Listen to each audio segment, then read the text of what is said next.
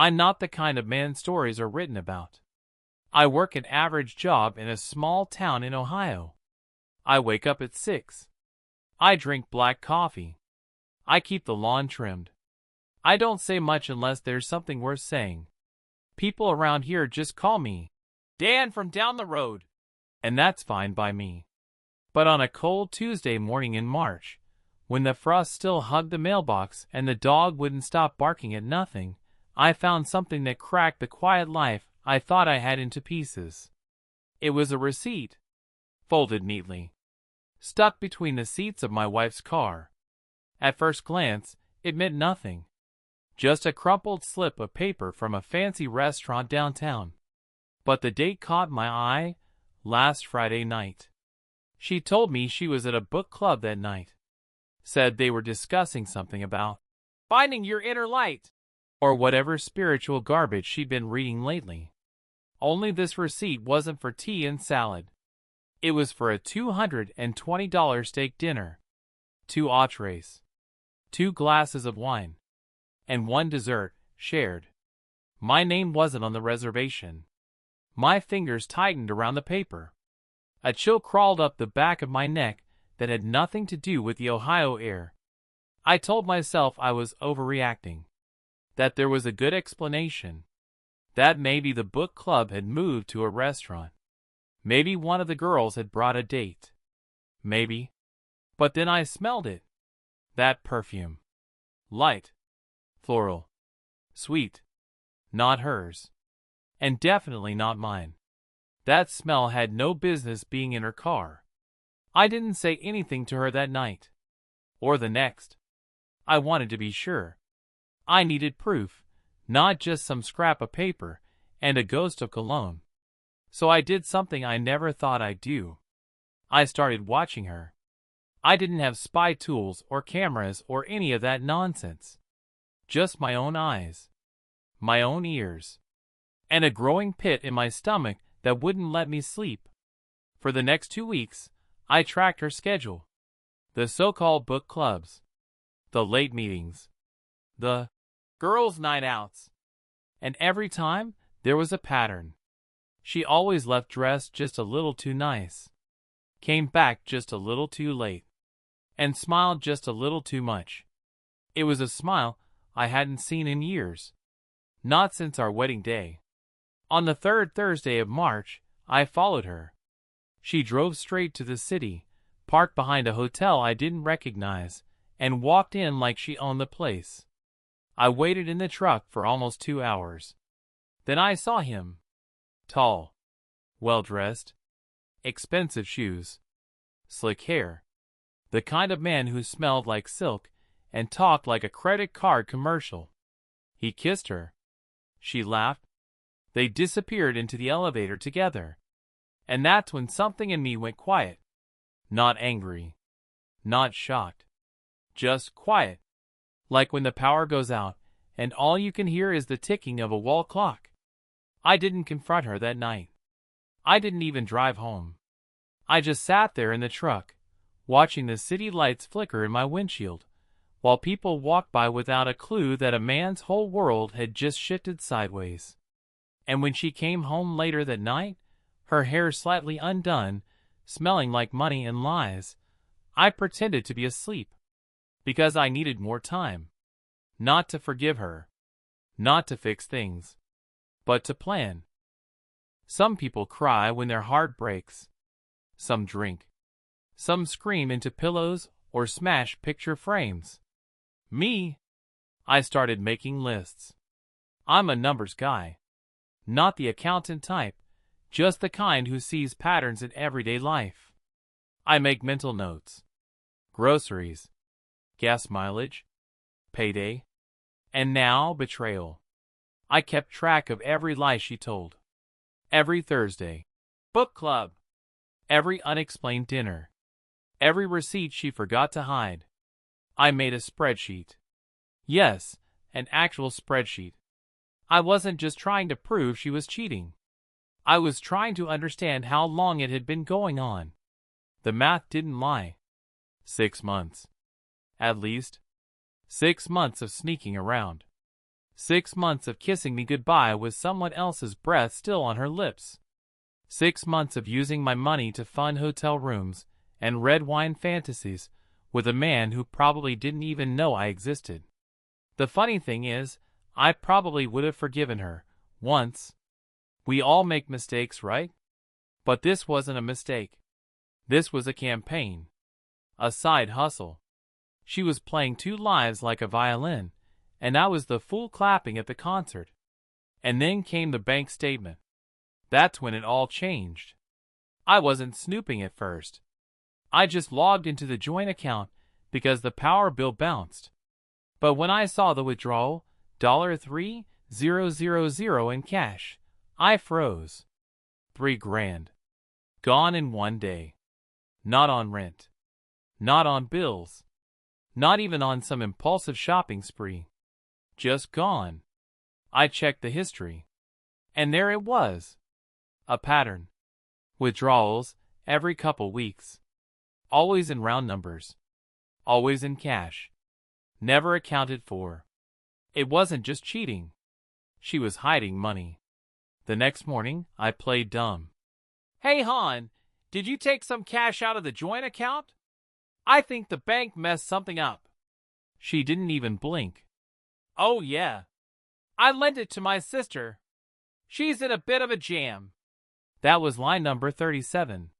Her sister lives 2 states away and just bought a new SUV.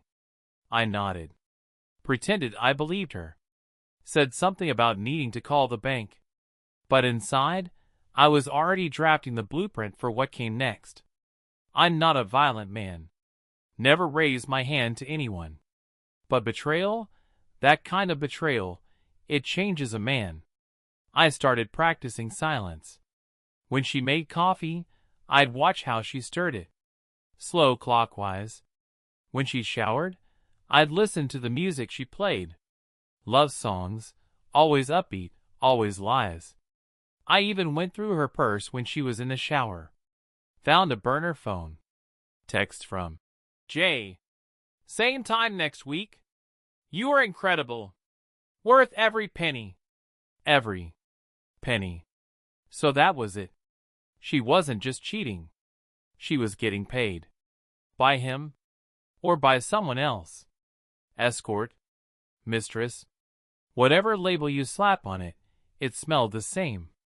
Cheap perfume and expensive betrayal. I sat in my truck that night, staring at our house.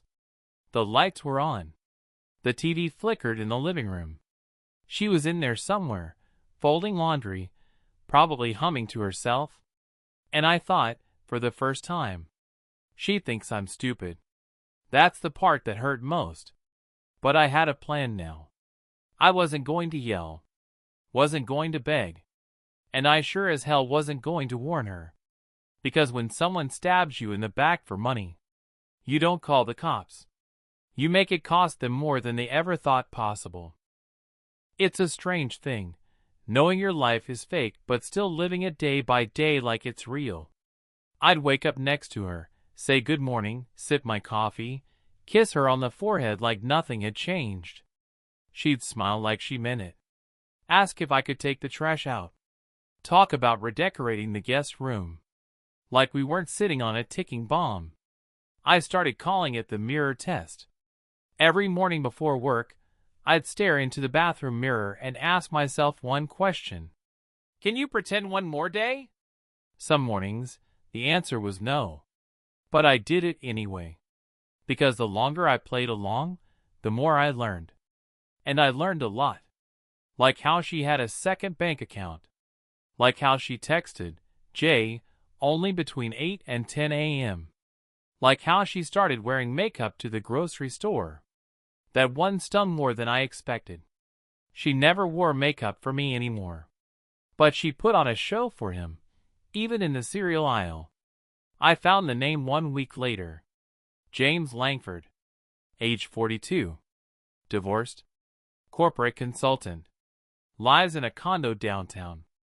I got it from a receipt she left in her coat pocket.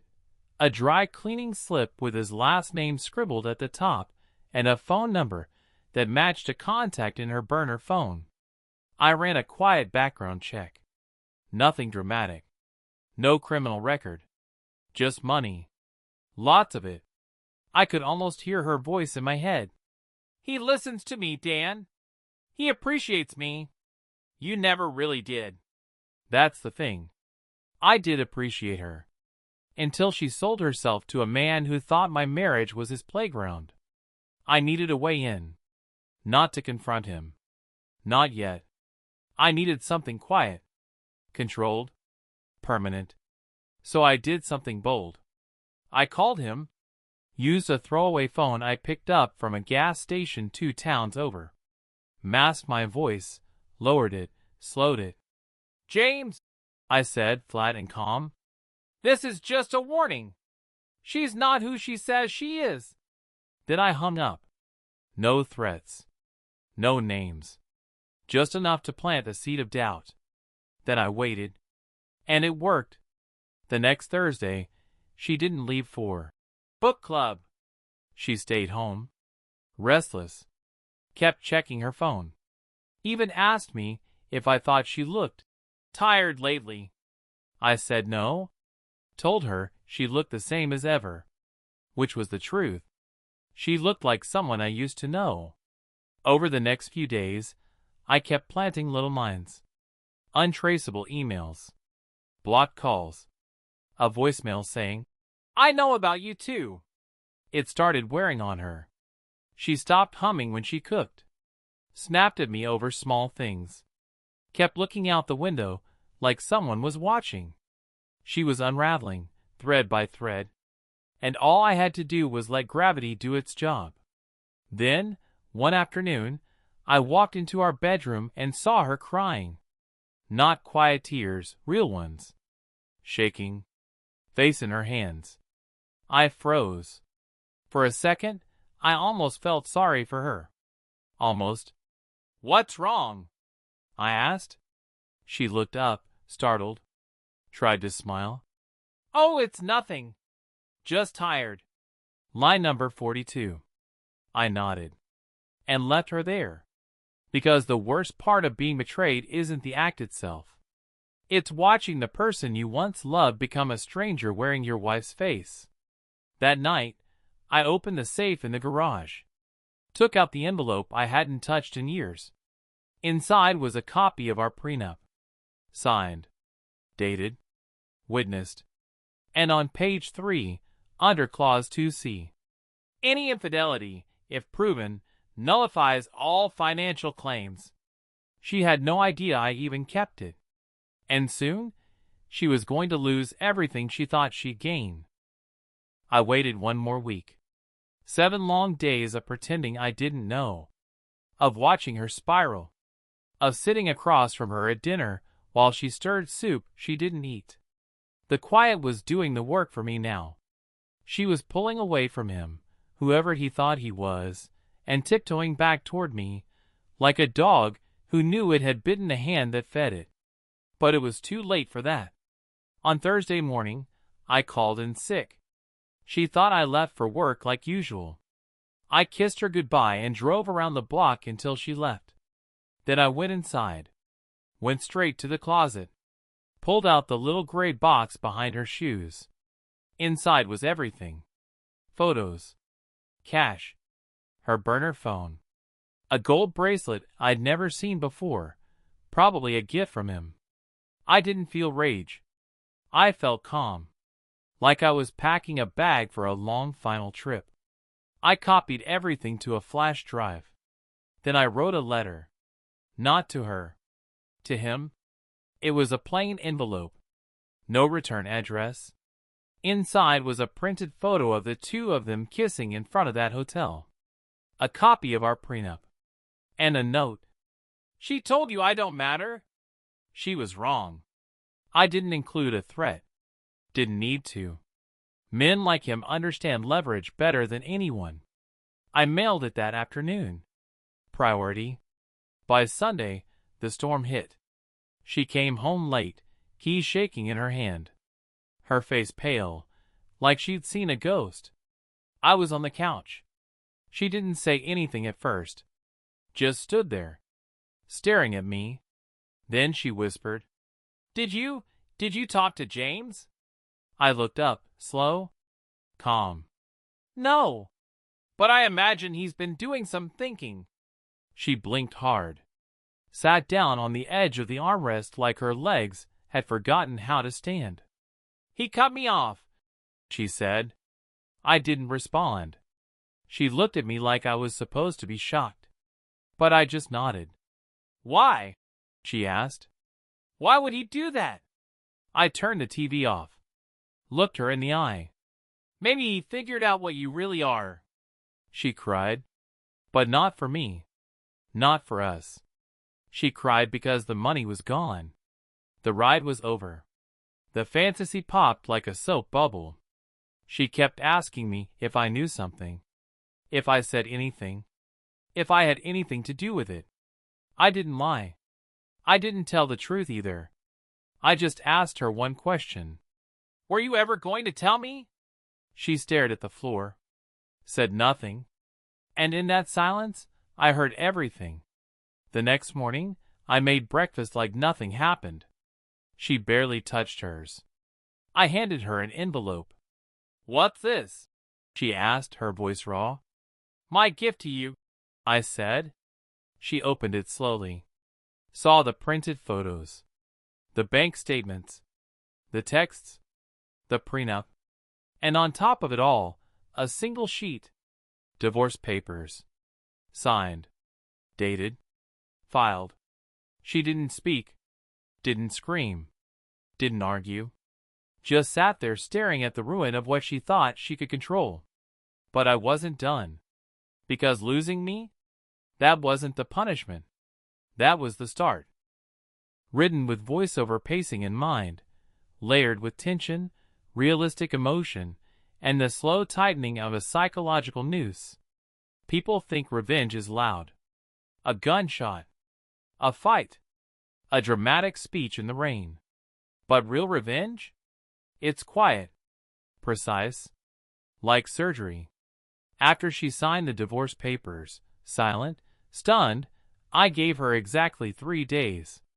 3 days to sit in the house. 3 days to wonder how much I knew. 3 days to think maybe, just maybe, she could still fix it. Then, on a Friday morning, I pulled up a chair at the kitchen table and dropped a binder in front of her. She looked up, confused. What's this? I opened it. Page 1, a spreadsheet. I made a ledger, I said calmly. A record of everything you took. I listed it all. The $12,600 withdrawn over 6 months. The rent I paid while she disappeared into hotels. The dinners, the clothes, the phone bill she used to text him. Even the $7 lip gloss I found in her glove compartment. Every penny. She tried to laugh, but it caught in her throat. You're joking. I didn't blink. No. You're going to pay it back, she scoffed.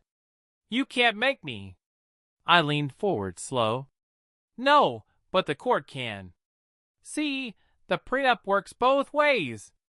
You voided your claims. I didn't. And this, I tapped the binder.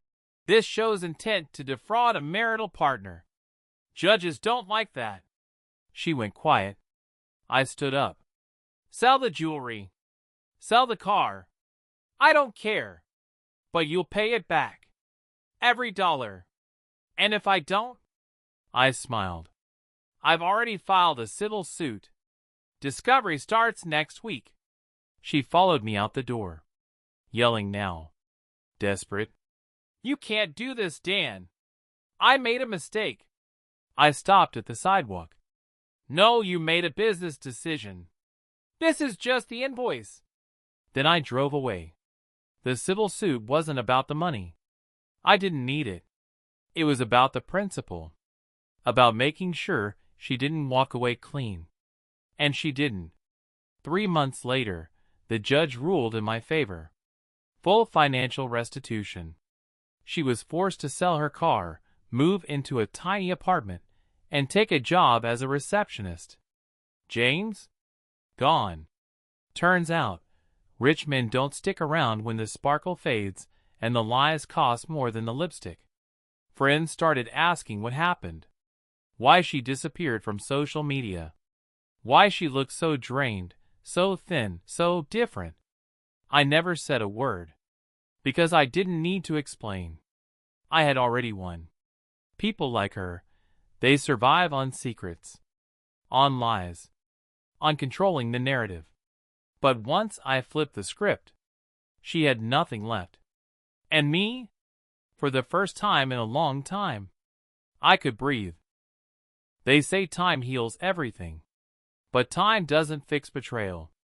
It just teaches you how to live with the scar. 3 months passed. The divorce was final. The settlement paid. And just like that, she vanished from my life. Or so I thought. Because poison doesn't always leave the system clean.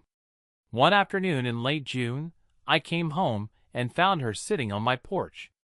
Same sundress she used to wear on Sundays. Same pleading eyes.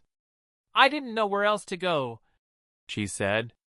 I stood in the driveway, keys still in my hand, wind catching the loose strands of her hair. I didn't say a word. She started talking.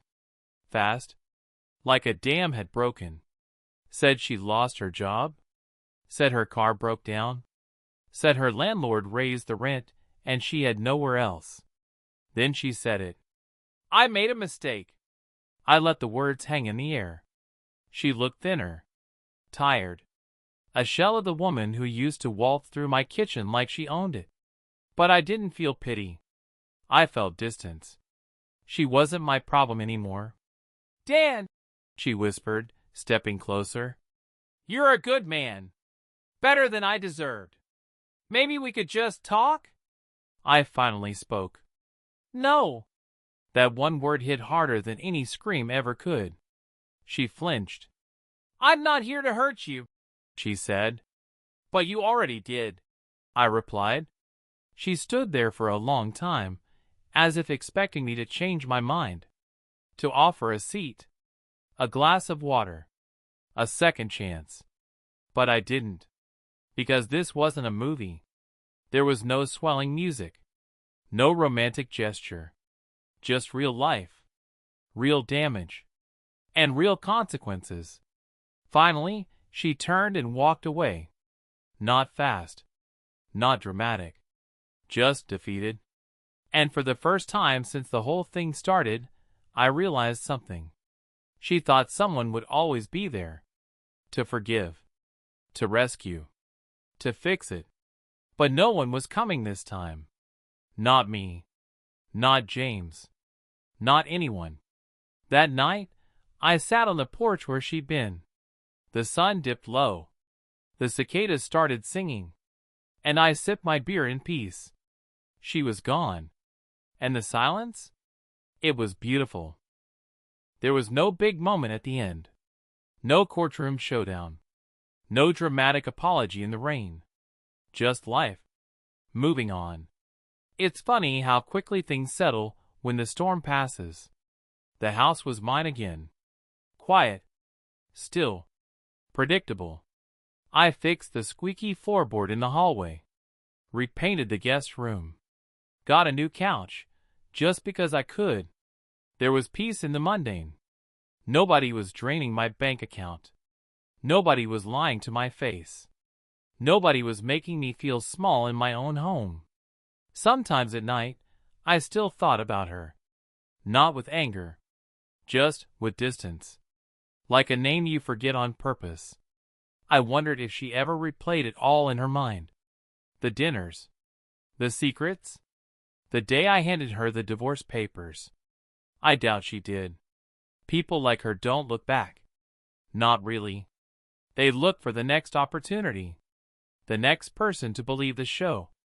But I'd changed. I wasn't that man anymore. The one who ignored his instincts. The one who forgave too easily. The one who thought love meant giving someone unlimited chances to hurt you. No. Now I read people. Now I listen to the silences between their words. Now I trust the gut that told me something was wrong the moment I found that receipt. One afternoon, I got a letter in the mail. No return address. Just my name on the envelope. Inside was a photo. Us. From years ago. Her handwriting on the back. I was happiest here. I just didn't know it. There was no signature. No plea to return. Just that. I stared at it for a long time. Then I folded it, put it in the fire pit out back, and watched it burn. Not out of spite. Not out of hate. Out of closure. Because that chapter was over. And it didn't deserve a frame on my wall. These days, I keep things simple. Wake up early. Drink my coffee on the porch. Read the paper. Go to work. I don't chase revenge. Don't look back. I already got everything I needed. Not justice. Not money. Clarity. She thought she broke me. But all she really did was set me free.